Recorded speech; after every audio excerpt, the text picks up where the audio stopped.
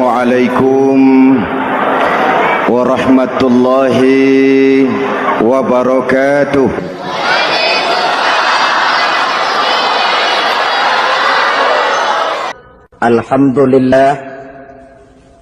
Alhamdulillahillazi ja'ala Ramadhana syahra siyama lil mu'minin. Wassalatu wassalamu ala ashrafil anbiya'i wal mursalin Sayyidina wa maulana Muhammadin wa ala alihi wa ashabihil mujahidin at-tahirin, amma ba'du. Ma'asyiral muslimin rahimakumullah. Pernahkah kita merenung jika satu saat kiamat datang, kita dibangkitkan dari kubur masing-masing, berdiri di padang mahsyar untuk mempertanggungjawabkan seluruh kegiatan hidup kita di dunia ini? Lalu kita akan menuju ke alam akhirat. Sudahkah kita mempunyai simpanan untuk akhirat kita? Pada pertemuan kali ini saya ingin menyampaikan sebuah hadis di mana Rasulullah sallallahu alaihi wasallam bersabda, "Arba'un min kanzil jannah." Simpanan sorga ada 4 macam. Yang pertama, ikhfa'us sadaqah, menyembunyikan sedekah. Saudara-saudara kaum muslimin, sebagaimana yang kita maklum bahwa Allah Subhanahu wa taala melebihkan sebagian rezeki dari kita terhadap yang lain. Ada yang kaya, ada yang setengah kaya, ada yang miskin, ada yang setengah miskin, dan selanjutnya. Ada yang gajinya kecil tapi penghasilannya gede. Ada yang penghasilannya gede tapi enggak punya gaji.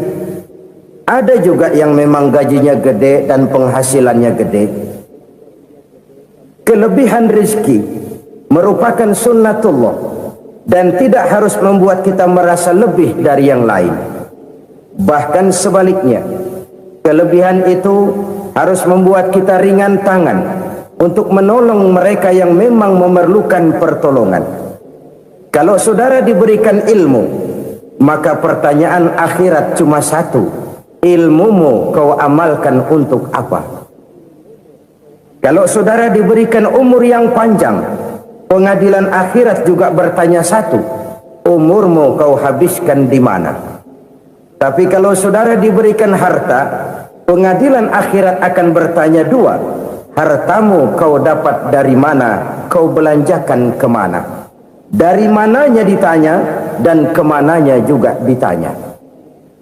Oleh karena kita akan dimintakan pertanggungan jawab, maka amanah yang bernama harta ini harus kita gunakan dengan sebaik-baiknya.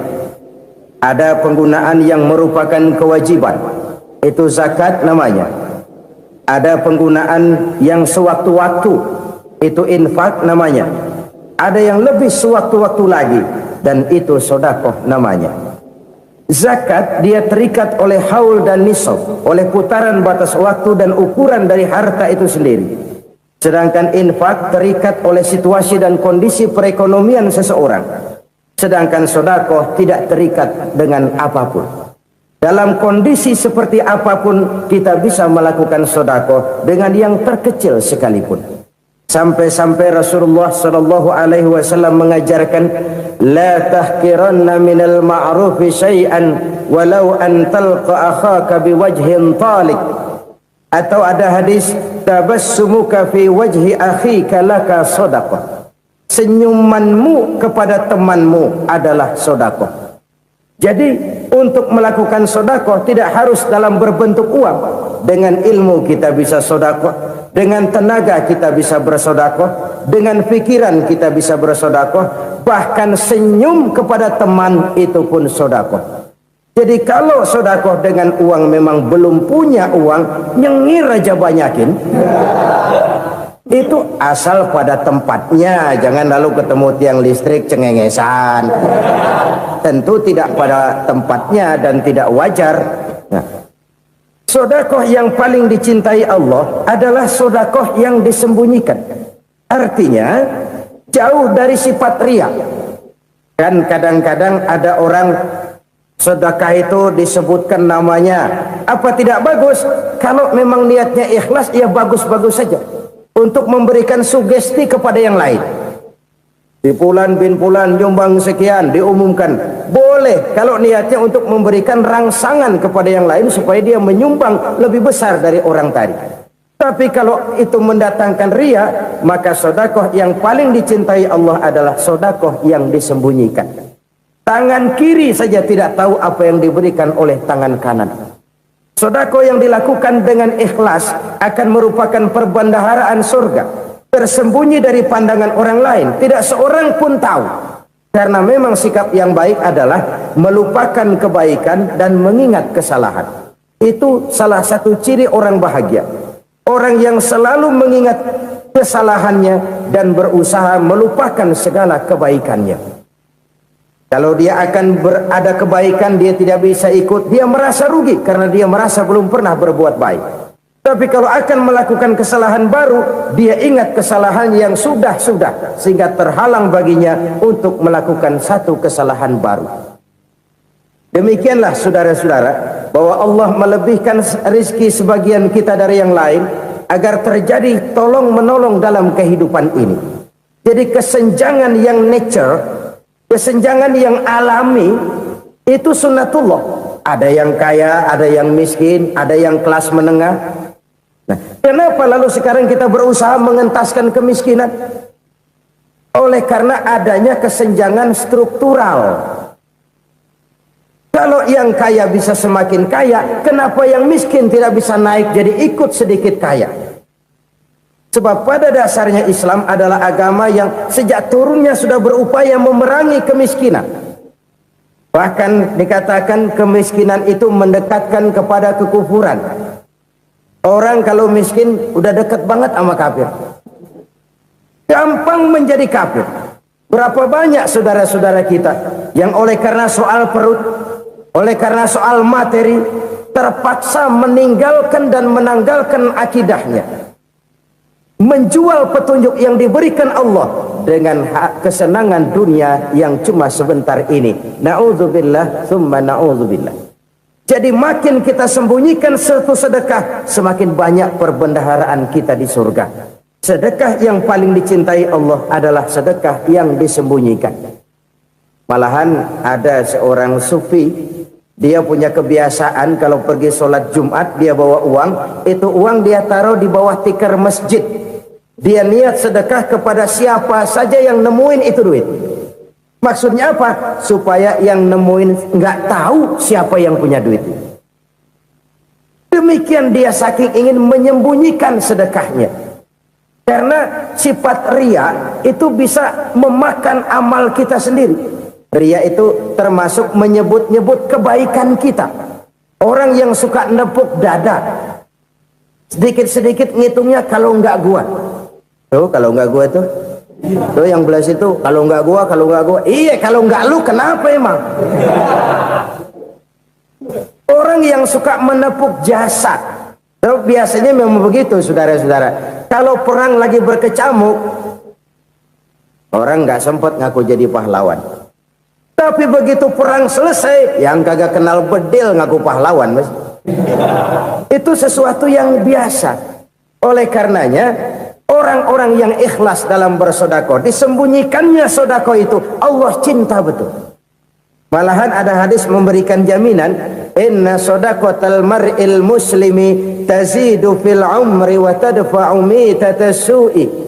Sesungguhnya sedekahnya seorang mukmin tazidu fil umri, bisa menambah umur panjang, wa tadfa'u mitatas su'i, dan menyelamatkan manusia dari mati secara su'ul khatimah. Jadi siapa yang kepengen panjang umur, banyaklah sedekah. Yang bosan hidup, pelit terus.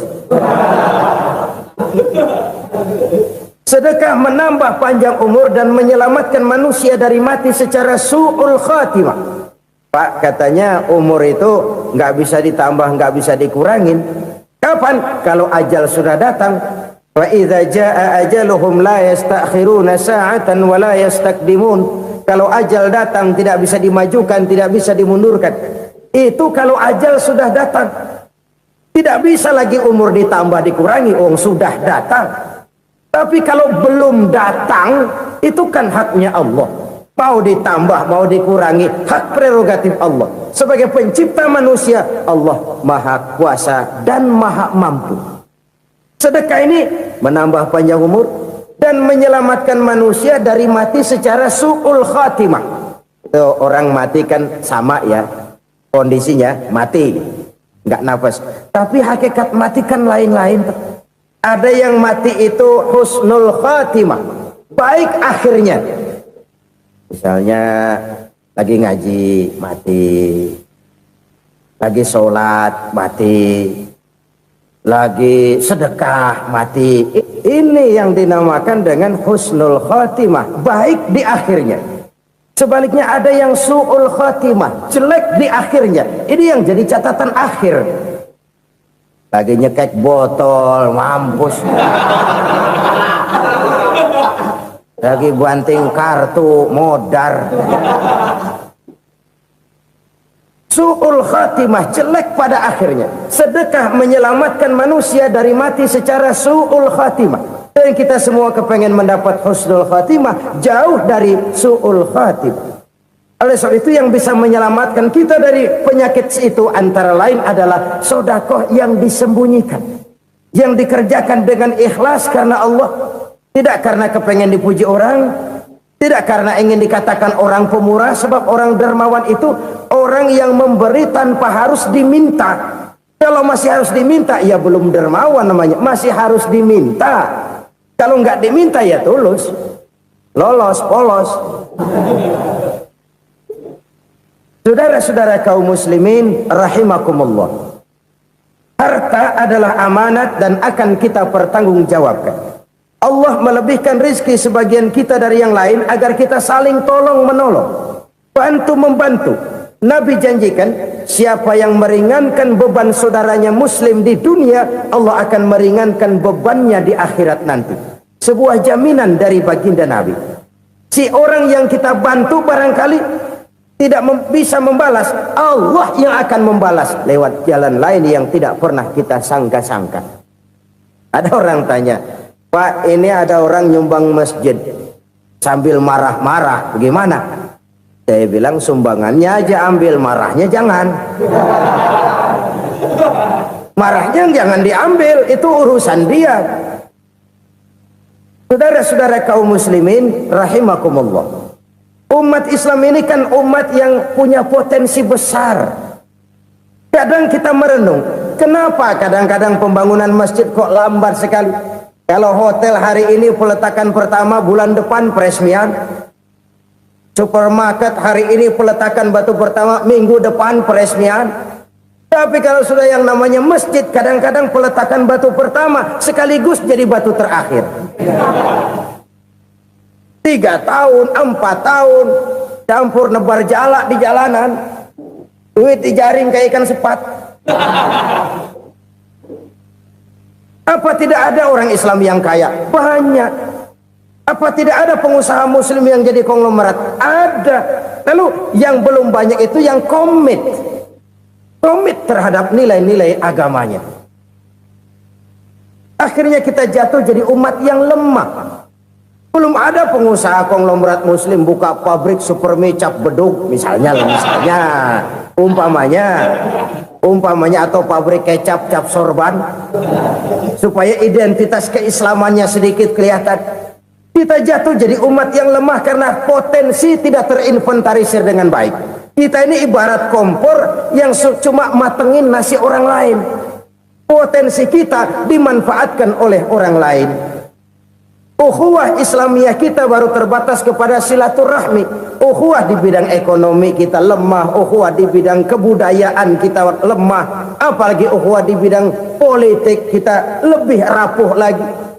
Padahal ukhuwah itu adalah totalitas kehidupan manusia, menyangkut ipolek sosbud, memerlukan nilai-nilai ukhuwah. Jadi oleh karena itu mari kita menyadari di dalam harta kita, walaupun kita yang cari, pergi pagi, pulang sore, peras keringat, banting tulang, di sana ada harta anak yatim, di sana ada hak masjid, di sana ada hak pesantren, Di sana ada hak jihad. Berbahagialah seseorang apabila dia oleh Allah dijadikan keran. Keran itu menyimpan air, tapi tidak untuk dirinya, tapi disalurkannya kepada mereka yang memang memerlukannya. Saudara-saudara kaum muslimin rahimakumullah, ini yang pertama. Jadi perbendaharaan surga adalah menyembunyikan sedekah. Orang lain nggak tahu, kita pun nggak pernah ngitung-ngitung. Kita anggap lewat begitu saja, padahal itu deposit akhirat. Satu. Yang kedua, perbendaharaan surga itu apa? Wa kitmanul musibah, menyembunyikan kesulitan. Kadang orang takut menghadapi kesulitan, tapi makin kita merenung, hidup ini kan sebenarnya urusan. Takut sama urusan, ya jangan hidup. Tandanya orang hidup itu kalau punya urusan. Urusan melupakan problem. Problem sering menimbulkan kesulitan. Kesulitan bukan untuk ditakuti, tapi untuk diatasi dan dicarikan jalan keluarnya. Siapa sih orangnya yang nggak pernah sulit-sulit? Makin tinggi status sosialnya, makin gede urusannya. Makin tinggi kualitas imannya, makin berat tingkat kesulitannya. Cuma memang yang namanya enak itu seperti pelangi. Biang lala itu nggak pernah di atas kepala kita, di atas kepala orang melulu. Lo sih enak lo, kata kita. Dia juga bilang yang enak kan lo. Pelangi itu nggak pernah di atas kepala kita. Kata tukang beca, aduh enak ya naik Mercy. Kata tukang beca, apa yang di dalam mobil Mercy? Aduh enak bener tukang beca, di jok ngeringkuk ngorok pulas bener.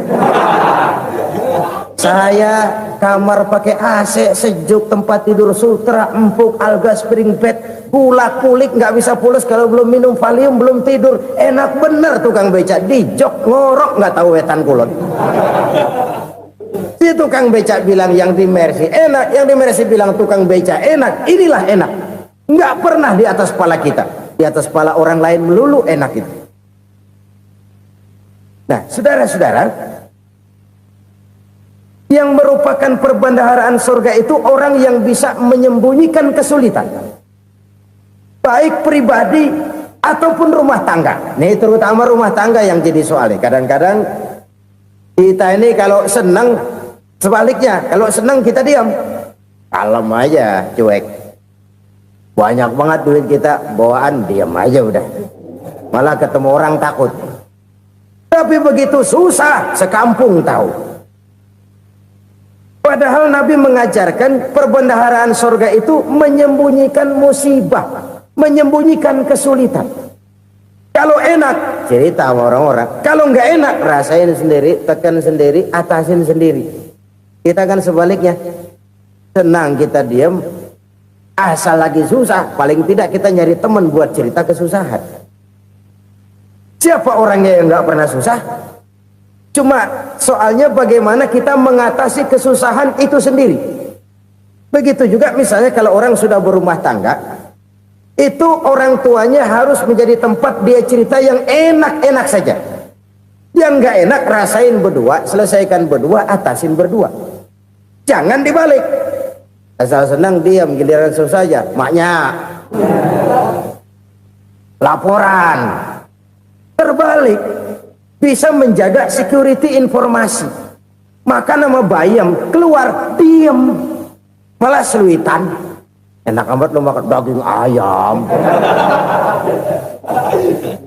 Security informasi. Saudara-saudara kaum muslimin rahimakumullah, ujian yang terberat itu yang pernah diberikan kepada para nabi, para rasul, para aulia, para ulama. Makin tinggi keimanan, makin berat bentuk kesulitan. Ayo saya kemukakan satu contoh saja. Ada seorang nabi yang kaya, nabi kaya, namanya Nabi Ayub. Iblis kalau orang begini kan keki, ibadahnya rajin, kaya. Nih yang kayak begini susah digodain. Kalau ibadahnya rajin, miskin, kali bisa disogok. Sini imannya mantap, ibadahnya rajin, kaya, nabi lagi. Oh, tapi namanya iblis, nggak kurang akal. Laporan, Tuhan, kenapa Les? Ya ini bahasa saya, bahasa Qurannya sih nggak gitu. Itu hambamu yang namanya Ayub, dia rajin ibadah cuma karena dikasih kaya aja. Coba kasih miskin dia, berhenti dia sembahyang. Ah, kamu bisa aja. Saya tahu Ayub itu hambaku yang ikhlas. Saya buktiin Tuhan, silahkan. Dibuktiin lah, iblis turun ke alam ini. Yang mula-mula dia lakukan, dia rusak sawah ladang Nabi Ayub. Dia binasakan binatang ternak Nabi Ayub. Sehingga dalam waktu singkat, jatuhlah Nabi Ayub dari orang paling kaya jadi orang paling miskin. Beliau masih ibadah di mihrab dalam masjid. Datang iblis. Saudara Ayub, ya, lagi ngapain? Ibadah. Nyembah Allah, nyembah Allah. Oh, percuma. Kenapa? Tuhan yang ente sembah nih, dia udah bikin miskin ente. Sawah ladang ente hancur lebur, binatang ternak binasa. Sekarang ente jadi orang paling miskin. Ngapain nyembah Tuhan kayak begitu? Tekor. Udah berhenti dah ibadah, berhenti ibadah. Ini iblis sama Tuhan lapornya lain, yang dikerjakan kepada Nabi Ayub juga lain. Benar begitu iblis, kata Nabi Ayub. Iya, sawah ladang saya habis, buras. Binatang ternak saya binasa, binasa. Saya miskin, bangpak. Apa jawab Nabi Ayub? Bukan innalillahi, ini hebat. Alhamdulillahillazi a'tani wa akhza minni. Segala puji bagi Allah yang telah memberikan harta kepada saya dan sekarang mengambilnya lagi. Alhamdulillah. Allah yang ngasih, Allah yang ambil. Itu mah urusan Allah. Iblis cuman ibadah jalan terus, sujud lagi Nabi Ayub. Iblis seleher gondok banget. Dasar Nabi nggak mempan dia apa-apain. Miskin malah alhamdulillah. Allah yang ngasih, Allah yang ambil. Jadi kalau kita tidak komit, kita tidak terikat kepada kaya, miskin, senang, susah, apa yang bisa bikin kita susah? Jadikan kekayaan, kemiskinan, jadikan senang, susah sebagai anak buah yang bisa kita atur. Jangan kekayaan ngatur kita, jangan kemiskinan ngatur kita. Kita yang harus mengatur mereka. Senang, susah, kaya, miskin, bahagia, sengsara, jadikan itu anak buah yang bisa kita atur. Kalau sekarang kita kaya, lain saat boleh jadi kita miskin, semiskin-miskinnya. Allah yang ngasih, Allah yang ambil. Tenaga mana yang bisa menghalangi? Ibadah jalan terus. Iblis makin gondok. Dasar Nabi loh. Akhirnya apa? Nabi Ayub dikerjain, diberikan penyakit. Demikian fatal penyakitnya. Bayangin, udah miskin sakit. Masya Allah. Miskin sakit. Sakitnya nggak lama, kira-kira 16 tahun. Istrinya 3, 2 mental minta ceraiin. Ngerawatin laki bengek begini. Senang belum tentu, susah udah pasti nih. Cerai aja, cerai dah. Cerai. Tinggal satu Siti Rahmah yang setia menemani beliau. Sesetia-setianya hati perempuan. Satu saat Siti Rahmah bilang, "Bang, iya, abang kan Nabi, Bang. Lalu, namanya Nabi kan doanya jarang meleset, Bang. Maksud kamu minta kenapa sih sama Tuhan biar abang sembuh, baik dah, Bang?" Siti Rahmah, iya. Saya sakit berapa tahun sih dah? 16 tahun, Bang. Sebelum ini saya sehat berapa tahun? Ya kira-kira 60 tahun, Bang. Nah, coba ente banding-bandingin, Rahmah. Saya dikasih sehat 60 tahun, dikasih sakit 16 tahun. Sudah nggak sabar mau doa kepada Allah minta sembuh. Saya malu kepada Allah. Diuji dengan yang luar biasa seperti ini, tidak mengganggu stabilitas kehambaannya. Dia tetap menghamba kepada Allah Subhanahu wa ta'ala. Saudara-saudara kaum muslimin rahimakumullah. Kunci menghadapi kesulitan itu apa? Allah jelaskan dalam satu ayat, wa basyiris sabirin alladzina iza asabathum musibah qalu inna lillahi wa inna ilaihi raji'un. Gembirakan orang-orang yang sabar. Siapa mereka itu? yang apabila mendapat musibah mereka kembali kepada keyakinan dasar segalanya dari Allah dan segalanya akan kembali kepada Allah. Ini konsepsi dasar dari sikap muslim dalam menghadapi berbagai kesulitan. Segalanya dari Allah, segalanya akan kembali kepada Allah. Kalau ini sudah kondisi dasarnya, maka kita akan lapang menghadapi kenyataan bagaimanapun pahitnya. Apakah itu namanya miskin, apakah itu namanya sakit, bahkan maut sekalipun. Segalanya dari Allah, segalanya akan kembali kepada Allah. Ini sikap hidup, bukan sekedar ucapan. Kita kadang-kadang menjadikannya sebagai ucapan. Mulutnya sehingga berhenti, innalillahi wa inna ilaihi rajiun, tapi nangisnya terus gerung-gerungan. Bukan itu, ini kesadaran moral. Kalau segalanya dari Allah, segalanya kembali kepada Allah, kan sebenarnya cuma nunggu giliran. Hari ini saya nyembayangin dia, entah hari apa saya disembayangin orang. Hari ini saya antar dia ke kubur, entah hari apa orang nganterin saya ke kubur. Hari ini saya tahlilkan dia, entah nanti kapan orang tahlilkan saya. Segalanya dari Allah, segalanya akan kembali juga kepada Allah. Oleh sebab itu saudara-saudara, kesulitan bukan untuk ditakuti. Kesulitan justru untuk diatasi, dicarikan jalan keluarnya. Dan tidak ada orang yang tidak pernah mendapat kesulitan. Tidak ada. Semakin tinggi status sosial, semakin tinggi kualitas keimanan, semakin besar juga tingkat kesulitan. Hanya saja bagaimana cara kita mengatasinya. Dan Al-Quran menyatakan, inna ma'al usri yusra. Di balik kesulitan itu pasti ada kemudahan. Roda itu berputar. Karena itu Rasulullah sallallahu alaihi wasallam mengingatkan kepada kita, ta'arraf ilallahi fir rakha ya'rifka fis syiddah. Ingatlah kepada Allah di waktu kamu senang, supaya Allah ingat kepada kamu di waktu kamu susah. Kalau waktu senang kita ingat kepada Allah, kita susah, Allah tidak akan meninggalkan kita. Tapi kalau waktu senang kita jauh dari Allah, sujud tidak sempat, dengan masjid jauh, ketika senang kita lupakan Allah. Nanti begitu kita susah, Allah lupakan kita. Dan itu menyakitkan. Oleh karena itu orang-orang tua kita dulu bilang, kalau lagi sehat ingat-ingat lu bakal sakit nanti. Kalau lagi kaya ingat-ingat satu saat kita bakal jatuh miskin. Bahkan kalau lagi muda ingat-ingat kita bakal tua. Dan yang terpenting, kalau lagi hidup ingat-ingat kita bakal mati. Saudara-saudara kaum muslimin rahimakumullah. Jadi yang kedua yang merupakan perbendaharaan surga, menyembunyikan musibah. Saudara-saudara kaum muslimin rahimakumullah. Hal ketiga yang merupakan perbendaharaan surga adalah wasilatur rahmi. Orang yang suka bersilaturahmi. Sebagaimana yang kita maklum bahwa manusia adalah makhluk yang disebut zon politika. Makhluk sosial yang tidak mungkin hidup sendiri-sendiri. Betapa dan siapapun kita memerlukan orang lain. Bodoh betul manusia kalau tinggal di tengah masyarakat tapi tidak mau bermasyarakat. Merasa hebat sendiri, pinter sendiri, gagah sendiri, kaya sendiri. Mungkin kalau mati juga ngubur sendiri.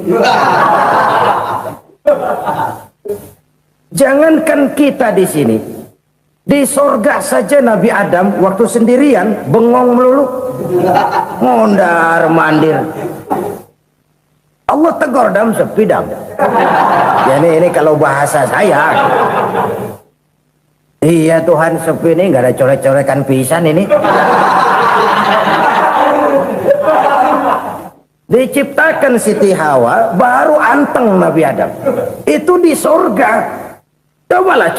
Umpamanya saudara tinggal di Jakarta nih. Kayak bener. Apaan aja di Jakarta punya saudara dah.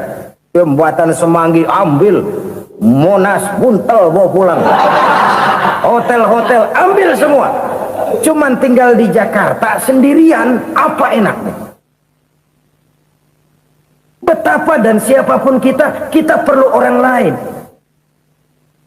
Tidak ada seorang pun yang bisa memenuhi kebutuhan hidupnya secara sendiri-sendiri. Nah, Islam telah menyelamatkan manusia dari ras diskriminasi. Mengikat manusia dengan persaudaraan yang berlandaskan kepada akidah. Karena itu dianjurkan bersilaturahmi. Bahkan Nabi menyatakan, man arada ayyubsata lahu fi rizqihi wa yunsa'a fi atharihi falyasil rahimah. Siapa yang kepengen diluaskan rezekinya dan dipanjangkan usianya, banyaklah ia bersilaturahmi. Siapa yang kepengen dimudahkan rezekinya, hendaknya ia banyak bersilaturahmi.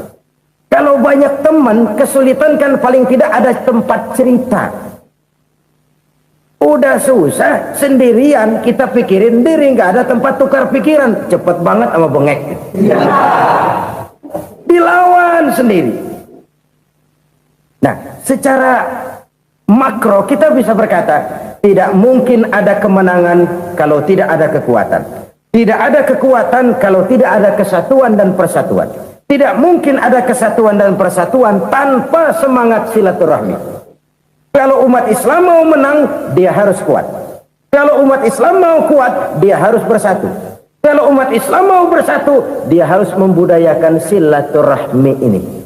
Bahkan sampai-sampai kata Nabi, kalau bisa cari nilai tambah. Apa? Silman qata'ak. Bersilaturahmilah kau kepada orang yang marah denganmu. Masya Allah, indahnya ajaran agama kita. Orang yang marah pun kepada kita, kata Nabi, kalau bisa bersilaturahmilah kepadanya, kepada orang yang marah itu. Di situ nilai tambah. Cuman jujur nih hadis, ngucapinnya gampang, ngamalinnya yang berat banget. Orang marah sama kita, kita disuruh silaturahmi. Ada apa sama lu? Lu marah, ada gua marahan lagi. Tunggu pikirin. Saudara-saudara kaum muslimin rahimakumullah. Tapi ini yang diajarkan, bahkan ini yang dicontohkan oleh baginda Rasul.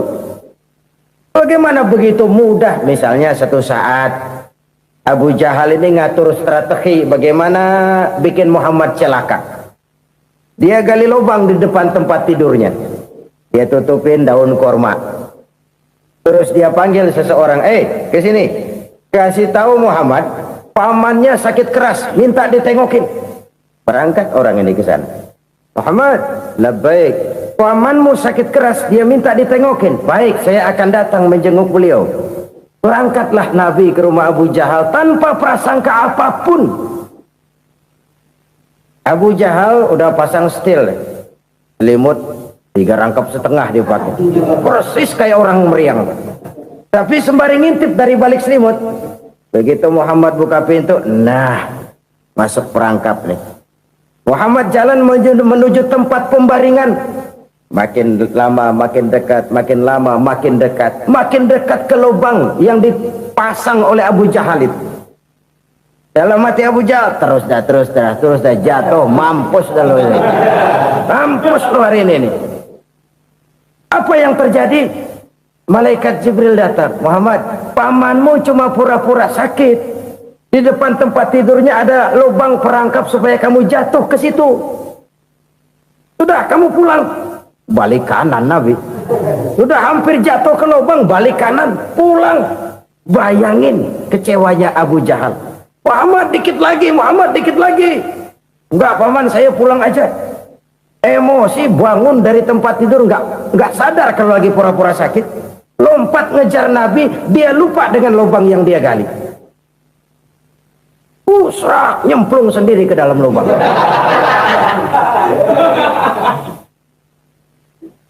Nabi terus berlalu. Ini terjadi keanehan. Jatuh ke lubang yang dia gali itu sebenarnya nggak terlalu dalam ya, antara 3-4 meteran lah. Tolong saya jatuh ke lubang ini. Datanglah pelayan-pelayannya itu. Angkat saya dari sini. Oh, yang ngulurin tambang. Satu gulung, belum juga nyampe itu tambah. Kurang, beli lagi ke warung. Sambung, ulur lagi, nggak juga bisa sampai. Wah, ini kerjaan Muhammad ini. Tolong, siapa salah seorang kamu ke rumah Muhammad, kasih tahu encangnya kecebur. Minta ditolongin. Sampaikan kepada Rasul. Kenapa? Pamanmu jatuh ke lubang, Muhammad minta tolong diangkatin. Tambang udah nyambung-nyambung nggak nyampe juga. Ya, nanti saya datang, saya tolong. Coba. Nyata-nyata orang berniat jahat mau mencelakakan dia. Datang dia menolong. Ini yang disebut air tuba dibalas air susu ya ini. Bukan sebaliknya.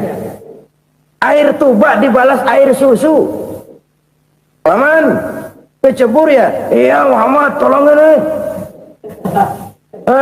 Pegang tangan saya. Nabi ulurkan tangannya, nyampe. Dipegang oleh Abu Jahal, diangkat ke atas. Sampai atas, apa kata Abu Jahal? Sihirmu memang hebat Muhammad. Udah ditolongin dikata sihir. Yang enak kita kemplang kan itu orang begitu. Urusan apa? Tapi inilah akhlak. Kalau bisa kamu bersilaturahmilah dengan orang yang marah kepadamu sekalipun. Orang marah kita tetap baik. So, kalau kita berbuat baik sama orang yang memang baik, rasanya sih biasa-biasa aja. Orang baik kita baik lagi, ya draw aja, belum ada nilai tambah di situ. Baru ada nilai tambah kalau kita bisa berbuat baik kepada orang yang nyakitin kita. Itu namanya kita setingkat di atas dia. Dia sakitin kita, kita berbuat baik sama dia. Dia pelit sama kita, kita baik sama dia. Dia marahin kita, kita deketin dia. Di situ kita punya nilai tambah. Jadi siapa yang ingin diluaskan rezekinya kata Nabi dan dipanjangkan umurnya, hendaklah ia banyak-banyak bersilaturahmi. Sederhana sebenarnya silaturahmi, tapi silaturahmi membangkitkan semangat kesatuan dan persatuan. Kesatuan dan persatuan melahirkan kekuatan. Dalam matematika 1 ditambah 1 pasti 2. Tapi di tengah masyarakat, 1 orang takut ditambah 1 orang takut, hasilnya jadi 2 orang setengah berani. Kenapa setengah berani? Karena udah berdua. Tadi pan takut sendirian. Kalau dia kumpul turu-turu takut lah jadi berani. Kita yang lemah, kita yang tidak berdaya, kita yang miskin, kalau mau kompak bersatu, apa yang nggak bisa kita kerjain? Apalagi tinggal di kota besar, pilihan cuma 2. Bertahan atau minggir. Bertahan atau minggir. Untuk bisa bertahan harus mampu bersaing. Untuk mampu bersaing harus punya keahlian. Keahlian harus ditunjang dengan pendidikan, ditambah oleh kekompakan sebagai umat. Udah miskin mencar mulu, orang injak kita. Orang nggak pandang urusan apa yang malu. Oleh karena itu silaturahmi pada hakikatnya merupakan roh dari ukhuwah yang diajarkan oleh agama kita. Bagaimana Islam menyelamatkan masyarakat manusia dari ras diskriminasi, mengikat manusia, dan tidak ada persaudaraan yang lebih indah selain persaudaraan yang diikat dengan nilai-nilai akidah. Sepanjang orang di jalan Allah, itulah saudara kita. Keluar dia dari jalan Allah, selesailah persaudaraan sampai di situ. Karena itu, kalau ingin menyimpan sesuatu di surga, banyaklah bersilaturahmi. Datang ke rumah ini, datang ke rumah itu, dan lain sebagainya. Itu simpanan kita di akhirat nanti. Ini yang ketiga. Saudara-saudara, yang keempat, perbendaharaan surga itu apa? Wa qawlu la hawla wa la quwwata illa billah. Ucapan la hawla wa la quwwata illa billah. Ibadah kan ada yang berat, modalnya besar. Bangun masjid berat, modalnya besar. Bangun rumah sakit berat, modalnya besar. Ada ibadah yang berat tapi modalnya ringan. Misalnya puasa. Puasa itu berat, mengendalikan nafsu. Kalau sekedar nggak makan nggak minum sih enteng, mengendalikan nafsu. Itu jihad terbesar, tapi kan modalnya ringan, cuma niat saja. Ini ibadah berat, modalnya ringan. Ada ibadah yang ringan, modalnya juga enteng. Seperti termasuk ucapan la haula wa la quwwata illa billah. Tanpa sadar, la haula wa la quwwata illa billah. Nyelengin tuh di surga. Nyelengin, kita nggak terasa, nyelengin simpenan akhirat. La haula wa la quwwata illa billah. Nyimpan lagi. Kaget, la haula wa la quwwata illa billah, nyimpan lagi, banyak simpanan. Walaupun sebenarnya yang dimaksud di sini adalah kesadaran batin bahwa tidak ada daya dan kekuatan kecuali Allah. Itu intinya. Kita memulai pekerjaan disunahkan baca bismillah, kan begitu. Apa itu? Kesadaran moral bahwa ini saya bisa kerjakan, saya kerjakan ini dengan menyebut nama Allah. Kenapa? Kalau Allah tidak memberikan daya dan kekuatan, mana mampu saya kerjakan ini. Maka saya kerjakan ini dengan menyebut nama Allah. Bismillah. Kesadaran moral. Manusia hanya wajib berusaha, tapi nggak pernah wajib berhasil. Banyak hal-hal yang kalau kita renungkan secara rasio nggak mungkin, tapi jadi kenyataan. La haula wala quwata illa billah. Tidak ada daya dan kekuatan kecuali bagi Allah semata-mata. Kesadaran moral akan kelemahan dan keterbatasan makhluk bernama manusia. Kadang kita kagum dengan otak, tapi kita sering lupa sama yang bikin otak. Padahal bagaimanapun hebatnya otak, yang bikin otak pasti lebih hebat dari otak. Nggak percaya, silahkan otak-otakan. Inilah kecenderungan. Kita kagum dengan pesawat-pesawat mutakhir, bukan main, besi gede banget terbang itu. Alangkah hebatnya. Lalu apa yang bikin otak tidak lebih hebat dari itu semua? Kita puji laut, apa yang bikin laut tidak lebih hebat dari laut itu? La haula wala quwata illa billah. Tidak ada daya dan kekuatan kecuali Allah. Apa yang bisa kita lakukan kalau tidak karena daya dan kemampuan yang diberikan oleh Allah kepada kita?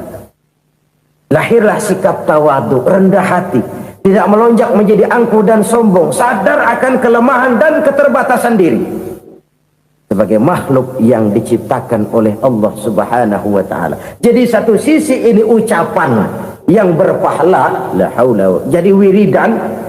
Pada sisi lain ini kesadaran moral, sikap mental, kesadaran batin bahwa yang punya daya dan kekuatan itu cuma Allah. Kita nggak pantas untuk sombong, sebab sombong itu pakaiannya Allah. Kita nggak sedang pakai pakaian Allah, kegedean. Dan makin kita renungi, makin terbentur. Apa sih yang bisa kita sombongin? Kita mau sombong apa? Kaya, pintar, itu kan semua relatif. Di atas langit masih ada langit lagi.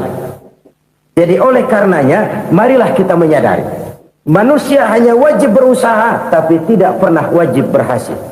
Yang berusaha saja tidak wajib berhasil, apalagi yang tidak berusaha. Islam bukan agama orang pemalas yang selesai sholat lalu ngelohom, nggelenggem ayem-ayem. Tapi Islam bukan agama orang sombong yang setelah berusaha lalu tidak memerlukan Allah. Kita bisa saja bikin proyeksi, tahun sekian kita bakal panen besar menurut perhitungan otak. Tapi ada kejadian lain. Apa? Tikus ngambek. Habis itu dimakanin tikus, panen gagal. Proyeksi rasional gagal oleh tikus-tikus yang ngambek itu. Bisa saja terjadi. Tahun depan kita panen besar, urung. Kenapa? Musim panas panjang. Dan sekarang ini koran-koran bikin berita musim mengalami penyelewengan. Bukan cuma manusia yang nyeleweng sekarang. Musim pakai nyeleweng. Mestinya kan musim hujan udah selesai, masih hujan-hujan juga. Musim. Nah sekarang kita boleh bikin proyeksi, kita bakal panen besar. Tahu-tahu musim panas panjang, sawah retak, air kering. Cari teknokrat yang paling botak, suruh pendekin tuh musim panas. La haula wala quwata illa billah. Inilah kesadaran moral. Saudara, saya teringat satu saat ada seorang konglomerat. Umurnya ya kira-kira 70-an. Satu saat dia ditanya oleh wartawan, "Pak, umur Bapak berapa sih?" "Ya, paling 10 tahun." 10 tahun? 10 tahun? Anak Bapak berapa orang? Aduh. Satu saja? Satu. Harta Bapak berapa? Ya paling-paling bangsa 7 juta kali. 7 juta? Iya. Pak, kenapa Bapak bohongi saya? Bapak punya buku biografi. Koran-koran, majalah-majalah banyak memuat cerita riwayat hidup Bapak. Saya tahu umur Bapak 70. Kenapa bilang cuma 7 tahun? Saya tahu anak Bapak 8. Kenapa cuma bilang 1? Saya tahu harta bapak miliaran, mungkin triliunan, pabrik di mana-mana, bank di mana-mana. Kenapa bilang uang bapak cuma 7 juta? Nah, kata si konglomerat tadi, kamu benar nak, kamu benar. Umur saya kalau jumlahnya memang 70 nak. Cuman ingat-ingat saya, baru 7 tahun terakhir ini saya sujud. Baru 7 tahun terakhir ini saya berusaha dekat dengan Allah. Saya laksanakan perintahnya, saya jauhi larangannya. 7 tahun inilah rasanya yang ada nilainya di hadapan Allah. Yang 63 tahun matong, kelabu, kelam umur gue. Habis untuk maksiat, untuk munkarat. Maka ketika ditanya tadi, umur saya 7 tahun itu. Oh begitu Pak. Oh iya. Lalu anak Pak, anak bapak kan 8. Kenapa bilang cuma 1? Nah, kalau jumlah hitungannya memang anak saya 8. Tapi dari 8 orang ini rasanya cuma 1 nih yang bakal jadi buah hati, belahan jantung, pelanjut cerita, penerus sejarah, bakal jadi anak soleh yang akan mendoakan saya. Cuma 1 rasanya anak saya nih yang bakal jadi buah hati saya, besar-besaran saya, yang akan mendoakan di kubur saya, yang akan mendoakan di akhirat saya. Yang 7 orang mana? Masya Allah, yang satu tenggeng, yang satu nyekek botol mulu, yang satu nggak karu-karuan. Makanya saya bilang 1 anak saya yang akan bisa mendoakan saya. Oh begitu Pak. Iya. Nah harta Pak, harta bapak kan triliunan, pabrik bapak di mana-mana, uang bapak hampir di tiap bank-bank besar. Kenapa bilang cuma 7 juta? Betul kau nak. Harta saya kalau jumlahnya memang miliaran, triliunan mungkin. Tapi yang saya ingat baru 7 juta tuh yang saya belanjakan di jalan Allah. Saya nyumbang masjid, saya santuni yatim piatu, saya bantu pembangunan pesantren, saya bantu pembangunan rumah sakit Islam. Itu yang akan saya bawa pulang ke akhirat, yang 7 juta itu. Yang triliunan itu nanti akan diperebutkan oleh anak-anak saya sebagai waris saya. Jadi harta saya 7 juta itu yang bakal nemenin saya di akhirat, yang akan saya bawa pulang jadi teman saya. Saudara-saudara kaum muslimin, jangan-jangan orang tua itu adalah kita-kita ini. Jangan-jangan kita-kita ini adalah orang tua itu. Jangan-jangan itu potret dari diri kita masing-masing. Dari sekian umur yang diberikan Allah, berapa tahun yang ada nilainya di hadapan Allah? Dari sekian anak-anak yang merupakan amanah, berapa yang akan mendoakan kita sebagai orang tuanya menjadi anak soleh? Dari sekian banyak harta yang diberikan Allah, berapa yang akan kita bawa pulang menghadapnya nanti, yang kita belanjakan di jalan Allah? Ini sebuah potret kehidupan. Karena itu kita kembali kepada la haula wa la quwwata illa billah.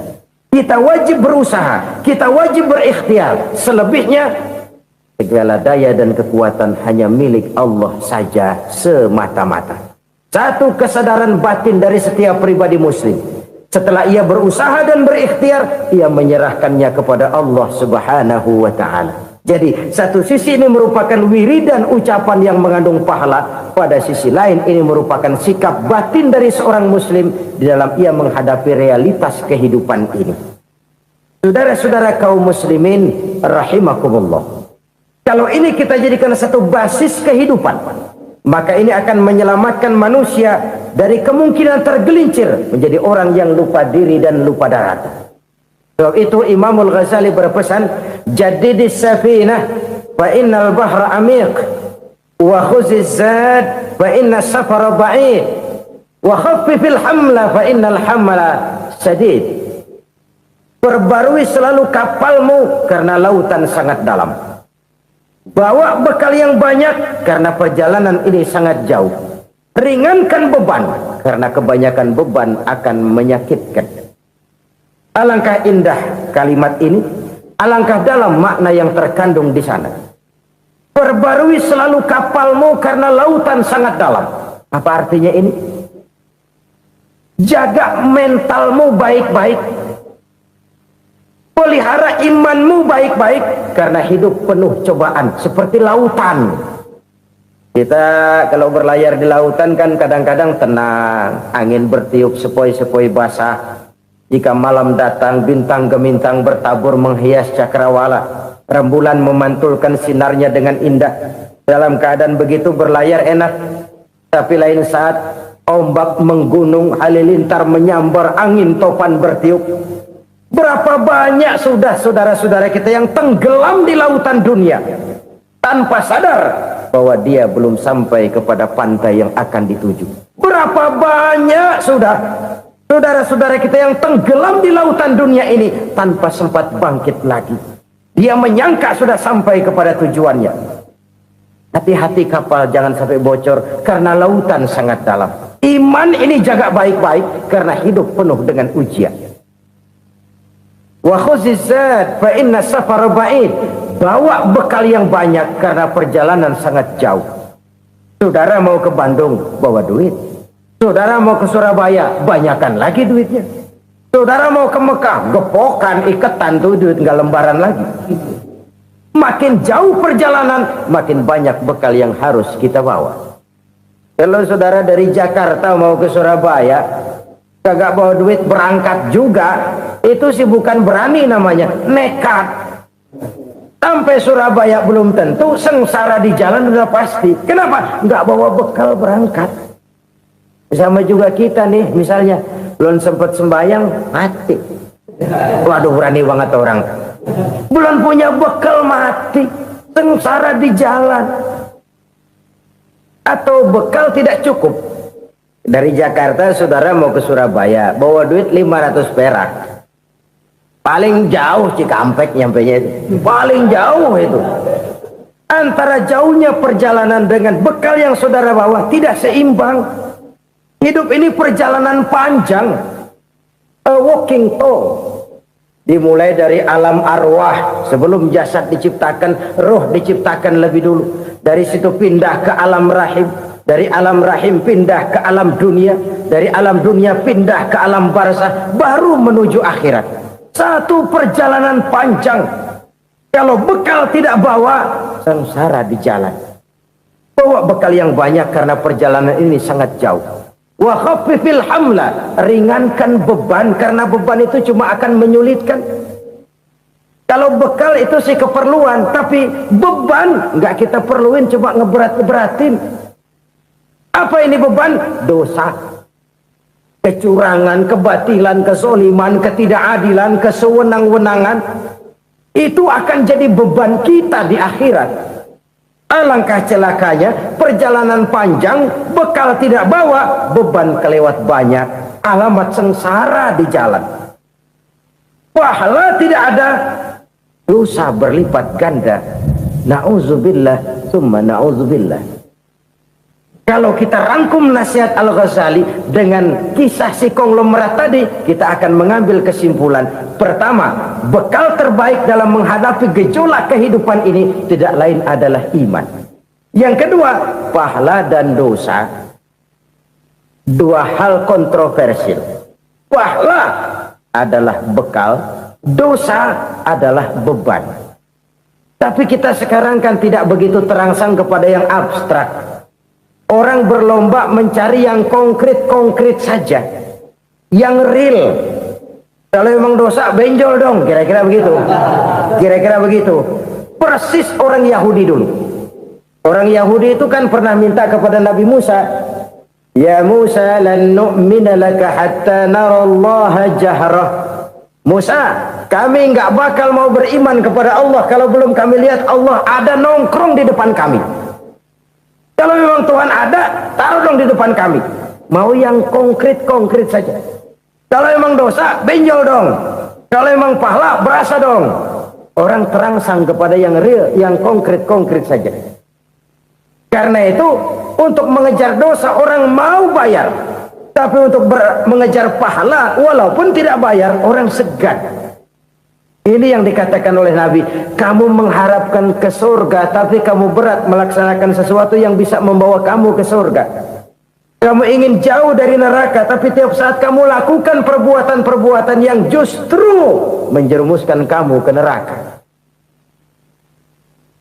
Idda'aitum an-najata minan nar wa ramaitum fiha anfusakum. Kamu ingin selamat dari neraka, tapi kamu lemparkan diri kamu ke neraka. Kamu ingin masuk surga, tapi berat sekali kamu melakukan perbuatan-perbuatan yang bisa menyampaikan kamu di surga. Saudara-saudara kaum muslimin rahimakumullah. Jadi hal keempat yang merupakan perbendaharaan surga adalah la haula wa la quwwata illa billah. Satu sisi ini merupakan ucapan yang memperberat timbangan akhirat. Pada sisi lain ini merupakan sikap hidup seorang muslim. Kesadaran batin yang sangat dalam bahwa tidak ada daya dan kekuatan kecuali Allah. Dan itu kita simbolkan pada saat memulai pekerjaan dengan Bismillah. Dengan menyebut nama Allah. Satu kesadaran moral. Saya hanya bisa melakukan ini karena diberikan daya dan kekuatan oleh Allah. Lahirlah sikap tawadu, rendah hati, tidak melonjak menjadi angkuh dan sombong. Saudara-saudara, sampai sini dulu jumpa kita kali ini. Semoga 4 perbendaharaan surga ini dapat kita lakukan, yang kelak akan merupakan bekal kita di kemudian hari nanti. Amin ya rabbal alamin. Bapak-bapak, ibu-ibu, saudara-saudara kaum muslimin rahimakumullah.